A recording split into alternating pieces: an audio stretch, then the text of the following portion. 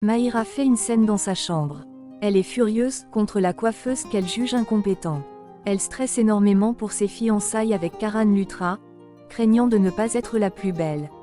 Elle menace de ternir la réputation de l'agence si elle n'obtient pas le look parfait. Pendant ce temps, Srishti, qui s'est infiltrée dans la maison, observe Mahira. Elle décide de saboter la mise en beauté de Mahira pour se venger. Elle cherche un moyen de devenir la nouvelle esthéticienne. De son côté, Ramona se vante de sa chance d'avoir Karan comme futur gendre. Ensuite, Srishti croise Bani Dadi dans le couloir. Pour éviter d'être reconnue, elle fait semblant d'être aveugle. Elle percute Dadi et s'excuse en prétendant que Dieu ne lui a pas donné Dieu, mais des yeux du cœur. Dadi, touchée par sa beauté et son handicap imaginaire, est pleine de compassion. C'est alors que Dadi appelle une servante pour aider la pauvre fille aveugle, mais Srishti refuse poliment et s'éclipse dès qu'elle le peut. Elle retrouve Sami et lui explique sa cascade pour échapper à Dadi. Elle demande ensuite à Sami de lui trouver un déguisement spécifique.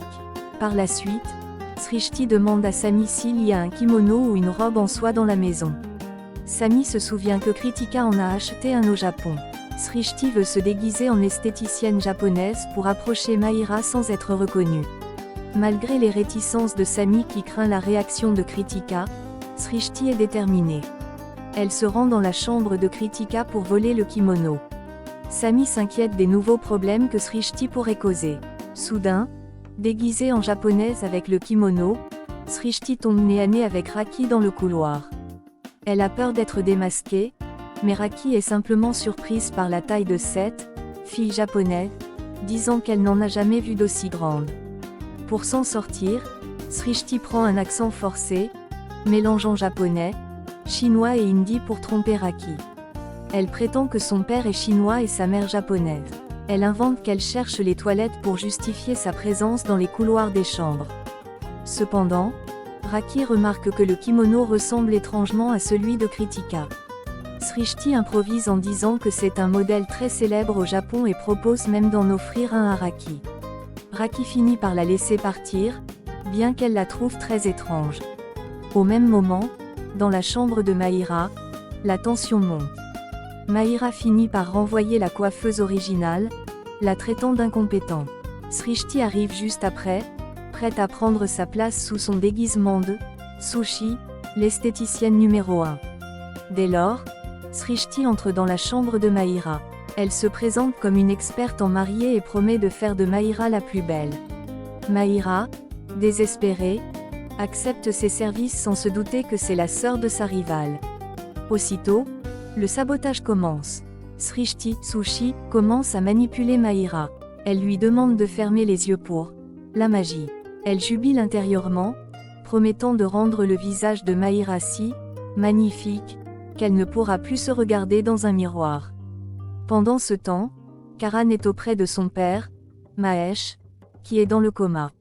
Il lui parle avec émotion, exprimant à quel point il a besoin de ses conseils et de ses réprimandes. Il lui apporte même son whisky préféré, espérant une réaction. Puis, Karan avoue à son père qu'il a mis le feu au hall Kumkum Bhagia pour arrêter le mariage de Prita. Il pleure, disant que Mahesh aurait dû être là pour empêcher ce mariage lui-même. Il se sent perdu sans la présence active de son père. C'est à ce moment-là que Raki entrevoit Karan en larmes. Elle tente de le réconforter en lui assurant que Mahesh se rétablira bientôt. Elle complimente Karan sur sa tenue de fiancée, essayant de lui remonter le moral pour la soirée. Toutefois, Raki confie à Karan qu'elle se sentait coupable de le voir se fiancer alors que Prita se mariait, mais qu'elle est maintenant soulagée car Prita s'est mariée ailleurs. Karan la corrige immédiatement.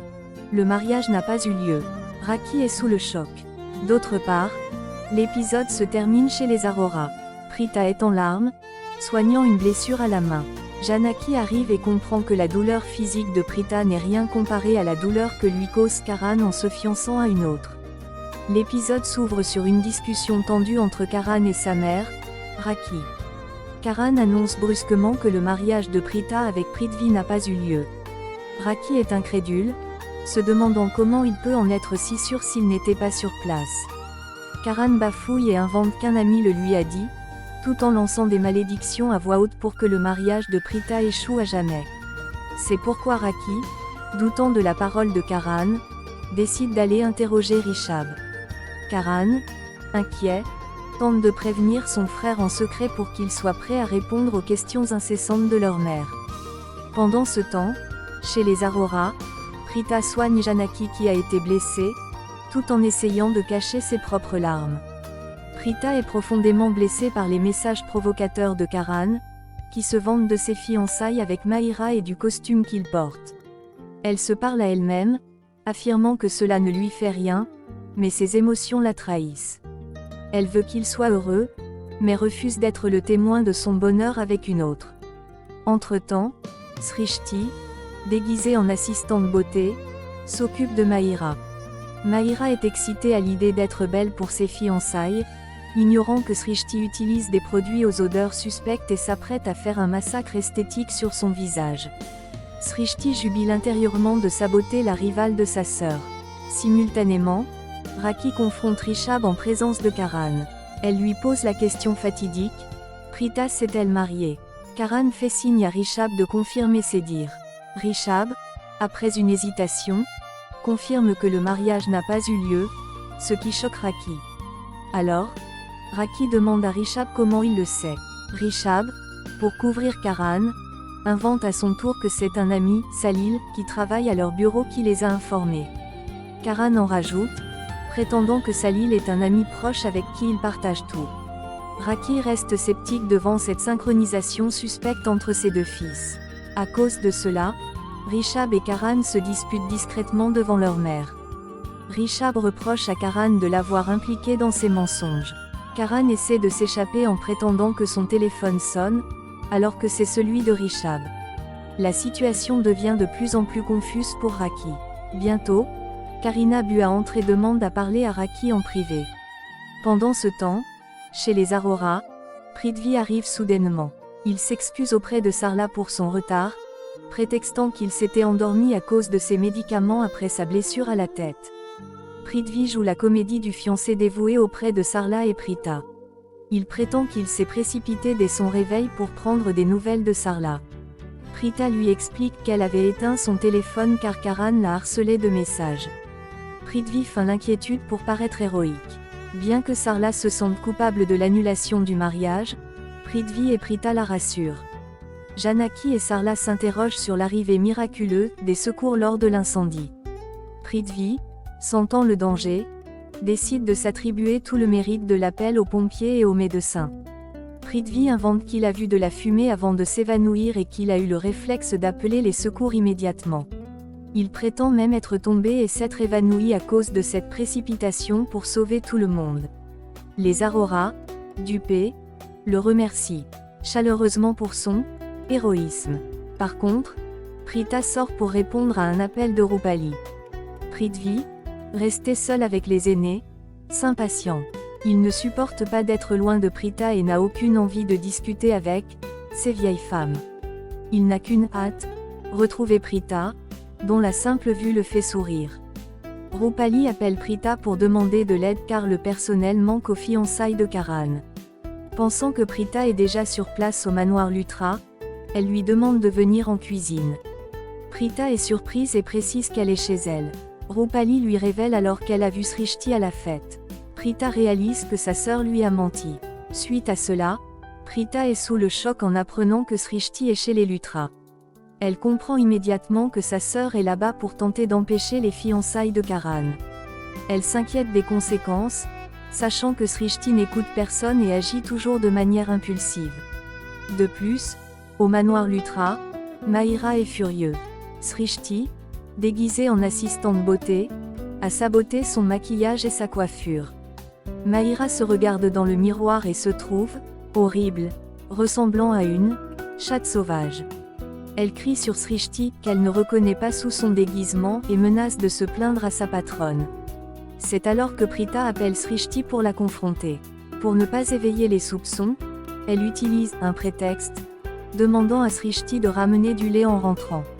Srishti, nerveux, essaie d'esquiver la conversation en disant qu'elle est très occupée par le travail. Srishti prétend être au hall Kumkum Bhagia pour faire le ménage après l'incendie. Prita, qui sait déjà la vérité grâce à Rupali, lui tend un piège en disant qu'elle s'y trouve aussi. Srishti panique et change immédiatement sa version, prétendant qu'elle vient de sortir du hall et qu'elle est maintenant dans la rue. Cependant, Prita remarque qu'elle n'entend aucun bruit de circulation malgré les dires de sa sœur. Elle décide de lancer un appel vidéo pour confirmer ses doutes. Srishti, terrifiée à l'idée que le décor du manoir Luthra soit visible en arrière-plan, refuse l'appel et envoie un message disant qu'elle rappellera plus tard. Désormais, Prita est certaine que Srishti est chez les Luthra. Elle se remémore les menaces passées de Karina Bua et craint que si sa sœur est découverte, la famille Luthra n'appelle la police. Elle cherche désespérément un moyen de la faire revenir avant que la situation ne dégénère. Enfin, au manoir, Karina discute avec Raki. Elle est convaincue que Prita va tenter de s'introduire dans la maison pour stopper les fiançailles, car son propre mariage avec Prithvi a été annulé. Elle accuse Prita d'être une opportuniste intéressée par la fortune de la famille et demande une vigilance accrue.